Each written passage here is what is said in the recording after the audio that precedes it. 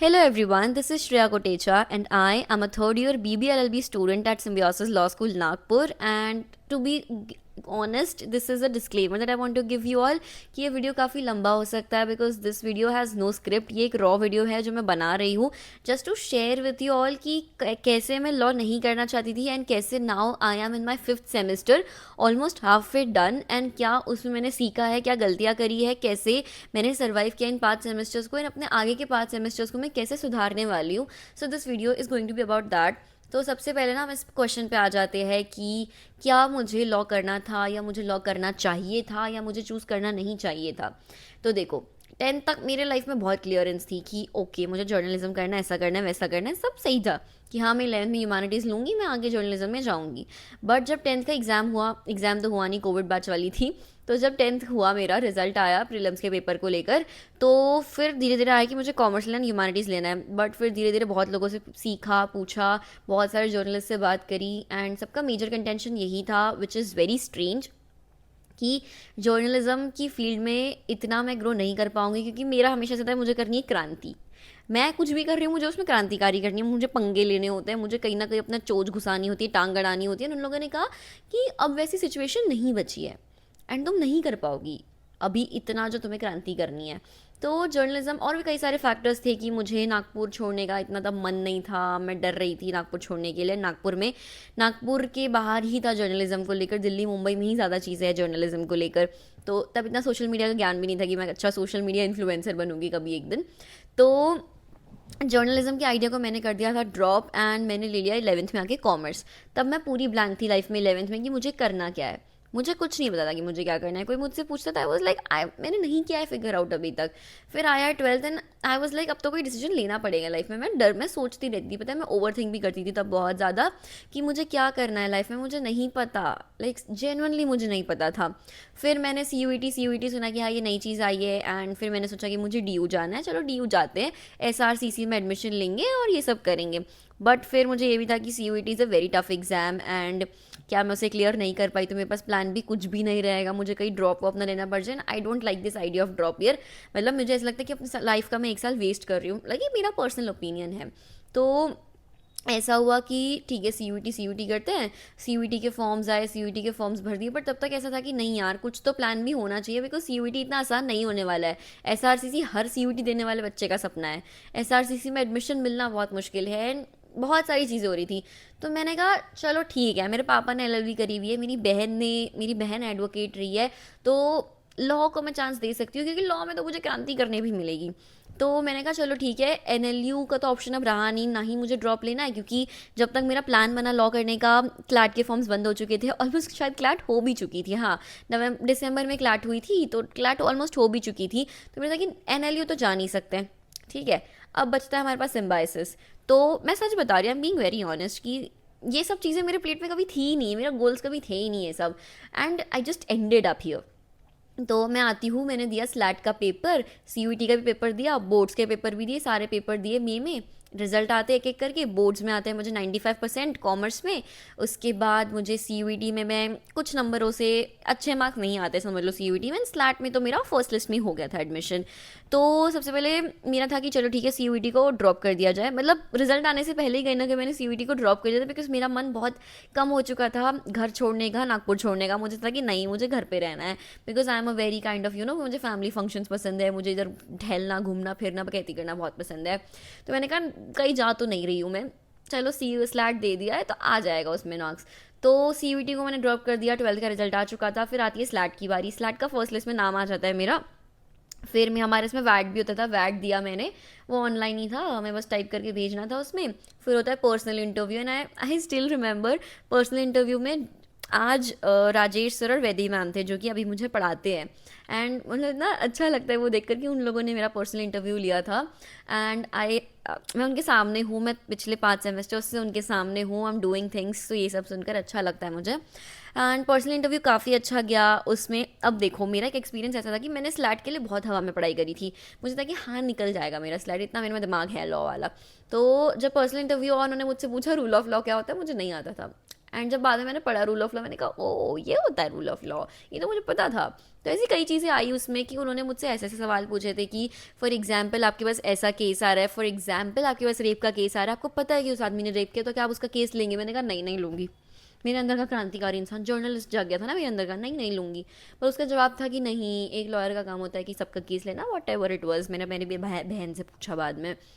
तो ये सब चीज़ें हुई, बट मेरा स्लैट में फिर सिम्बाइसिस में मेरा एडमिशन हो जाते हैं ना, डिसाइड की चलो ठीक है मैं सिम्बाइसिस जा रही हूँ, मैं लॉ करूँगी, 5 साल मैं लॉ ही करने वाली हूँ। मेरी बहन ने भी मुझसे कहा कि हाँ लॉ अच्छी फील्ड है, मैंने भी करी, तू भी कर ले। मैंने कहा ठीक है चलो कर लेते हैं। फिर हम आते हैं कॉलेज। तो ऐसा सिचुएशन था कि कई लोग थे जो क्लैट की पूरी पढ़ाई करके आए थे, तो उनको ज़्यादा नॉलेज था जैसे, तो वो ज़्यादा झाड़ते भी थे स्टार्टिंग में। एंड कभी कभी मुझे डर भी लगता था कि यार मैंने क्लैट नहीं दी है तो ये कहीं ना कहीं मेरा नुकसान है, तो मैं क्या करूँगी, कैसे कोप अप करूँगी इन सब के साथ। बट पता है पहली ही क्लास में हमें क्या बोला गया कि जो आप क्लैट में पढ़कर आए हो ना उसे भूल जाओ। क्योंकि क्लैट में हम कैसे पढ़ते थे, जिन्होंने क्लैट दी होंगी वो बता पाएंगे कि क्लैट में होता है कि एमसीक्यू के लिए पढ़ रहे हो, तुमने एलिमिनेशन मेथड सिखाया जाता है कि ये नहीं होगा, ये होगा, ये नहीं होगा तो ये होगा।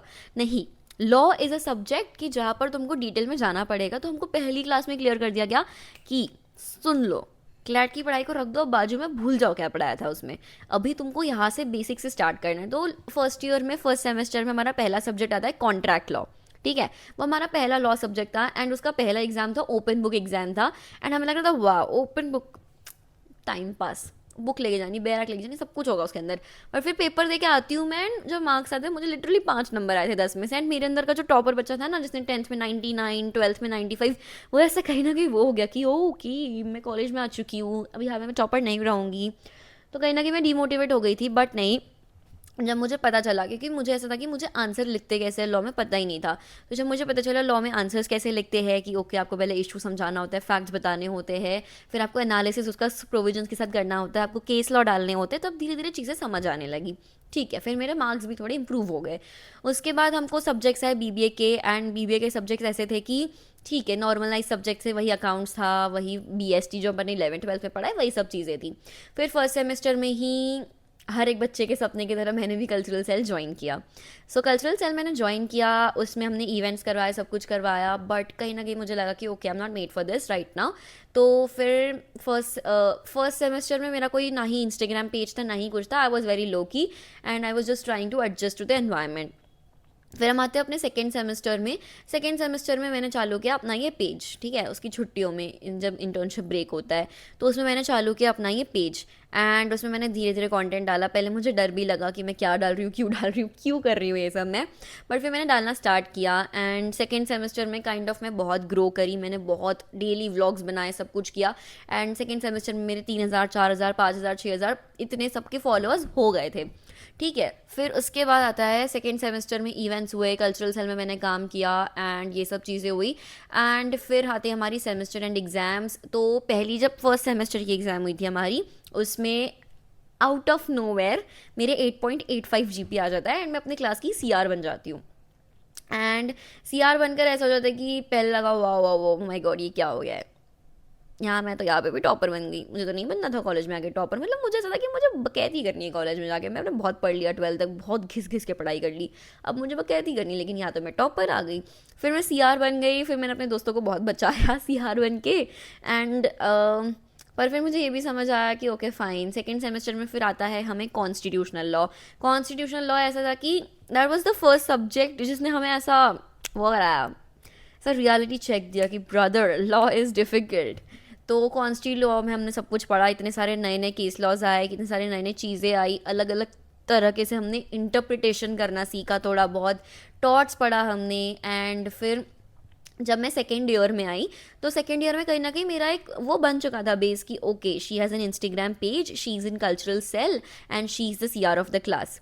फिर आते हैं हमारे सेकेंड ईयर में, हमारा सबसे पहले आता है स्टूडेंट काउंसिल का फॉर्म।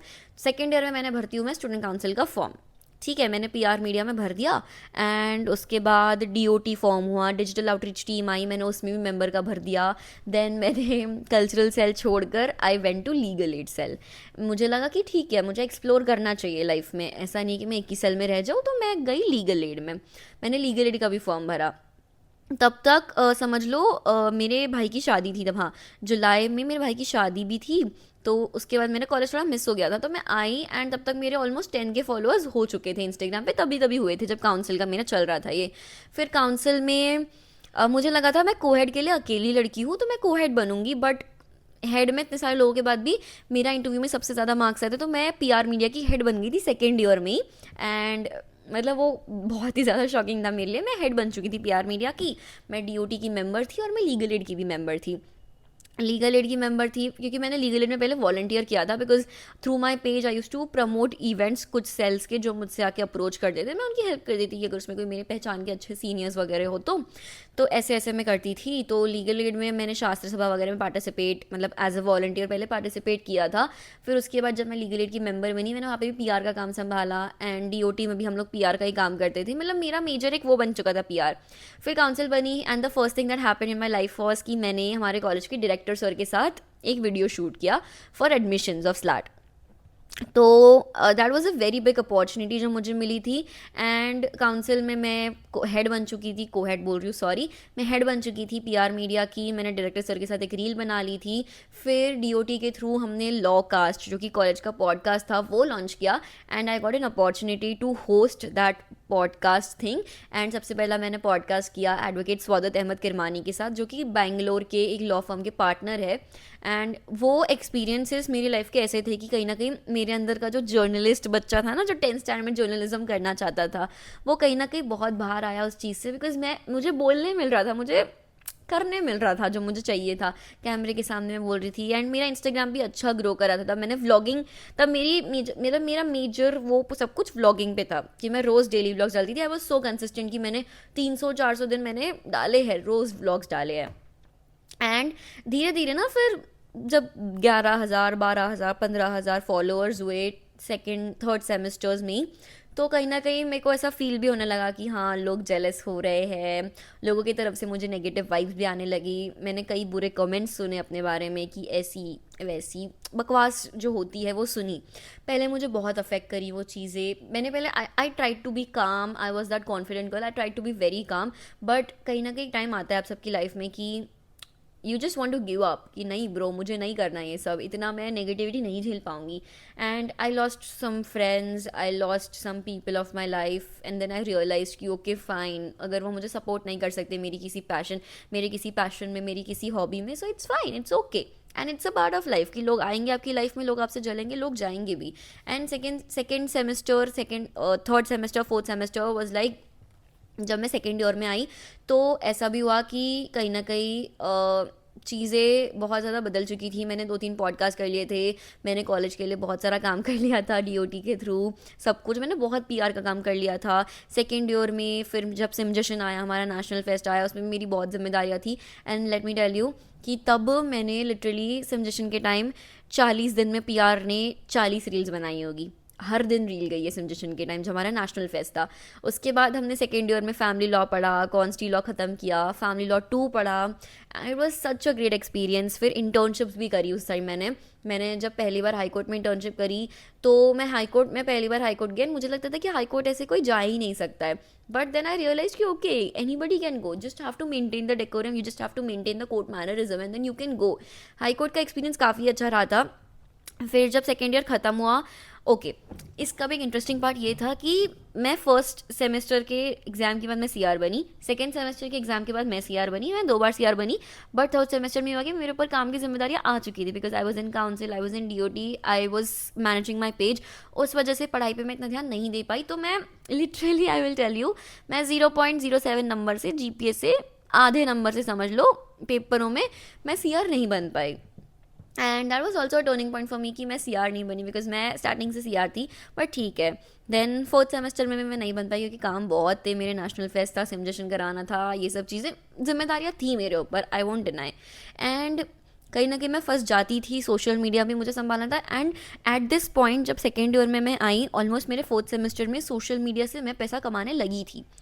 इंस्टाग्राम से मुझे पैसा, इंस्टाग्राम नहीं दे रहा था बट ब्रांड प्रमोशन से मुझे पैसा मिल रहा था। तो कहीं ना कहीं वो एक प्रेशर था मेरे ऊपर, कमिटमेंट्स थे, प्रोफेशनलिज्म आ रहा था मेरे अंदर कि okay I am getting the money, I have to deliver content, I am getting this, I have to deliver content. मैंने बहुत सारी नई नई चीज़ें भी ट्राई करी। देन जब मैं थर्ड ईयर में आई, I am in third year right now, अभी के सेमेस्टर की बात बता रही हूँ. When I came to into third year, कई चीज़ें और होने लगी लाइफ में. फिर मैंने वहाँ पे स्टूडेंट काउंसिल का फॉर्म, हाँ ठीक है, पहले मैं डीओटी की स्टूडेंट हेड बन गई because I work tirelessly entire year पिछला साल डीओटी के लिए, डिजिटल आउटरीच टीम के लिए.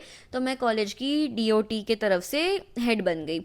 उसके बाद स्टूडेंट काउंसिल के फॉर्म आए, स्टूडेंट काउंसिल में मैं पीआर मीडियन एक्स्ट्रा करिकुलर की अनडिस्प्यूटेड वीपी बन गए बिकॉज किसी और ने फॉर्म भरा ही नहीं मेरे लिए, मतलब मेरी वाली पोस्ट पे. एंड मैंने इंटरव्यू दिया स्टूडेंट वेलफेयर और वीपी दोनों का दिया था, पीआर का, एंड मैंने पीआर चूज़ करके मैं पीआर की वीपी बन गई. उसके बाद मेरे इंस्टाग्राम पे भी ऑलमोस्ट 25 के हो चुके थे. एंड कहीं ना कहीं इंस्टाग्राम के कमिटमेंट्स मेरे बहुत बढ़ गए थे. कहीं ना कहीं अब मेरे ऊपर एक वो आ रहा है प्रेशर कि okay I have to manage it now. अभी तक मेरा बैलेंसिंग सही जा रहा था बट वो कहीं ना कहीं अब बिगड़ रहा था, क्योंकि after becoming the vice president जिम्मेदारियाँ बढ़ जाती है, after becoming a student head जिम्मेदारियाँ बढ़ जाती है, and after having a certain amount of followers on Instagram, that is 25,000 followers, आपकी जिम्मेदारियाँ बढ़ जाती हैं. तो वही मेरी लाइफ में अभी हो रहा है. मेरे को हेट भी सबसे उतना ही मिल रहा है बिकॉज जेलेसी आ रही है लोगों की, मुझे मेरे मुंह पे दिख रही है, but I am trying to manage it all. क्योंकि इट्स ऑल, मतलब मेरे को सिखाया लोगों ने कि मेरे मेरे I am so grateful in life कि मेरी लाइफ में ऐसे भी लोग हैं कि जिन्होंने मुझे रियलिटी दिखाई है हमेशा, जिन्होंने मुझे दिखाया है कि तुम एक ऐसी फील्ड में हो, तुम एक ऐसी पब्लिक वाली फील्ड में हो कि जहाँ तुमको ये फेस करना पड़ेगा, तुमको स्ट्रांग बनना पड़ेगा. Be it my professors, be it my friends, they all have been so supportive for me. Some friends, some not, of course. तो ये सब चीज़ें हो रही है लाइफ में. अभी आई am in my third year, 5th semester में हूँ. एंड इंटर्नशिप्स मेरी पिछली वाली दोनों बहुत अच्छी रही है. मैंने हाई कोर्ट की इंटर्नशिप्स में बहुत सीखा है, मैंने बहुत सारी ड्राफ्टिंग वाली चीज़ें करी है, बहुत सारी नई नई चीज़ें सिखाई मुझे पिछली इंटर्नशिप में, जो कि मैंने एक एडवोकेट के अंडर करी थी हाई कोर्ट के. तो दैट्स हाउ माई 3 साल of law school looks like. And अभी के जो आगे के 3 साल बचे हैं, मतलब ये third year, fourth year and fifth year. Of course fifth year में तो I won't be in the college also, मुझे सिर्फ इंटर्नशिप्स करनी रहेगी ना, आगे का सोचना पड़ेगा कि मुझे करना क्या है लाइफ में. मतलब I want to continue social media और I want to continue law और I want to continue both. I have to think about it obviously one day. And अभी के मेरे प्लान्स यही है कि मैं ज़्यादा से ज़्यादा इंटर्नशिप्स करूँ, मैं ज़्यादा से ज़्यादा रिसर्च पेपर लिखूँ, बिकॉज मैंने नहीं किया, बिकॉज मैं इन सब एक्स्ट्रा करिकुलर को करिकुलर चीज़ों में सोशल मीडिया पे इतनी व्यस्त थी अपनी ज़िंदगी में इन 2 सालों में कि मैंने रिसर्च पेपर्स कम किए हैं. मैंने, हाँ, I participated in mood courts starting से, मैंने कॉम्पिटिशन्स में अच्छे से पार्टिसिपेट किया है. ऑफकोर्स मेरे रैंक्स इतने अच्छे नहीं आते थे क्योंकि मैं उनकी रिसर्च पे इतना ध्यान दे ही नहीं पाती थी. मैं बस कभी ये काम वो काम, ये मीटिंग वो मीटिंग, ये चीज़ संभालना, ये वीडियो शूट करना, यही सब चलता रहता था मेरी लाइफ में, और मेरे रैंक्स कभी इतने अच्छे आए नहीं हैं. तो अभी मुझे उन सब पे भी ज़्यादा कॉन्सेंट्रेट करना है. एटलीस्ट मैं एक नेशनल कॉम्पिटिशन में जाऊँ, एक नेशनल कॉम्पिटिशन इस चीज़ का करूँ, एक रिसर्च पेपर ढंग का लिखूँ, एक पेपर प्रेजेंटेशन करूँ. मेरे ये सब गोल्स अब ज़्यादा है. मैंने पढ़ाई पे भी ध्यान देना स्टार्ट कर दिया है बिकॉज अब मुझे लग रहा है कि हाँ, my personal growth in academics is also important for me. And being a topper कहीं ना कहीं मुझे अफेक्ट करता है कि मैं बचपन से टॉपर रही हूँ, तो मुझे फिर से सीआर बन के दिखाना है. ठीक है, ऑफकोर्स मैं बाकी चीज़ें मैनेज कर रही हूँ बट मुझे सीआर भी बनना है, मुझे मेरे एकेडमिक्स को भी ध्यान में लाना है. तो मेरी वही कोशिश रह रही है. एंड मेरी कुछ गलतियाँ अगर मैं बताऊँ तो I feel when you are in college, ठीक है, school is fine but college is toxic. Okay, I have realized this, that college is toxic. You will meet people जो आपके फेस पे इतने अच्छे हैं but at the back of it you don't even want to speak to them. They don't even want to speak to you, but आपके मुंह पे इतने अच्छे हैं कि you will be like oh wow. So college is toxic. And मुझे कल ही एक लेसन मिला है अपनी लाइफ का कि आपको not everybody is your friend when you are in your professional place. Nobody is your friend, not everybody win, nobody is your friend when you're professional place. सब आपका अपना vested interest देखेंगे. सो मैंने college में life में आके सीखा है कि okay at the end of the day मुझे भी अपना वेस्टेड इंटरेस्ट देखना है, सामने वाले को भी अपना वेस्टेड इंटरेस्ट देखना है, सबको अपना वेस्टेड इंटरेस्ट देखना है. तो ये मेरी लाइफ की सबसे बड़ी लर्निंग रहेंगी इन 3 सालों में कि मुझे किन पे भरोसा करना है, किन पे भरोसा नहीं करना है, किन के साथ रहना है, किन को कितना बताना है, एंड कौन मेरा दोस्त है, कौन मेरा कलीग है, कौन मेरा इतना पास का है, कौन मेरा इतना दूर का है. दूसरी चीज़ ये कि मुझे ज़्यादा से ज़्यादा प्रैक्टिकल नॉलेज पे फोकस करना है, बिकॉज पढ़ते सब है, पेपर सब दे रहे, पढ़ते सब है, सबको पास होना है। बट जितनी ज़्यादा स्किल्स मेरे पास रहेगी, जितना ज़्यादा प्रैक्टिकल नॉलेज मेरे पास रहेगा, जितने ज़्यादा वैल्यू मैं अपने करियर पे, अपने सीवी पे ऐड कर पाऊंगी, उतना ज़्यादा वो मेरे लिए अच्छा रहेगा। So I want to focus on that in 2 आगे के सालों में। So that's it from my end. अगर आपको और कुछ लगता है कि मुझे और कुछ बताना चाहिए अपने लाइफ के बारे में, तो ज़रूर बताना मुझे। बाय। और मुझे फॉलो, नहीं, फॉलो इंस्टाग्राम पे कर लो, सब्सक्राइब यूट्यूब पे कर लो, मैं कंफ्यूज हो जाती हूँ। Okay done, bye.